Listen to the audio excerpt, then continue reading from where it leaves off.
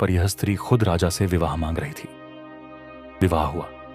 राजा ने निशा का हाथ थामा तो उसकी हथेली बर्फ जैसी ठंडी थी। राजा ने जब उसकी आंखों में देखा तो लगा मानो उनमें सैकड़ों रानियों की परछाइयां हैं। विवाह की रात महल की दीवारें कांप उठी।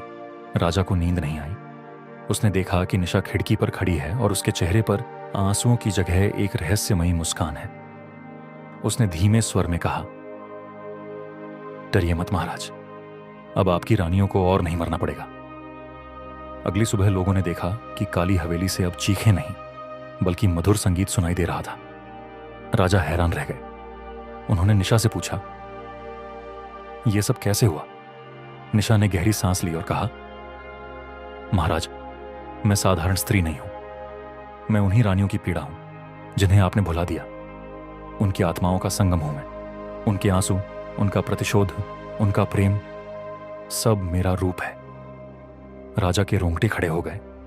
उस रात राजा को नींद में एक एक कर अपनी पुरानी रानियों की आत्माएं दिखाई दी। वे सब रो रही थीं और कह रही थीं, राजन, हमें भुलाकर तुमने हमें मौत से भी बदतर जीवन दिया, पर हमने अपनी पीड़ा को एक रूप दिया है, वह है निशा। अब तुम्हें वही सिखाएगी कि प्रेम क्या होता है। राजा चीख कर उठे। निशा उनके पास खड़ी थी। उसकी आंखों में वही आत्माएं झलक रही थी। आगे जानने के लिए चैनल को सब्सक्राइब करें।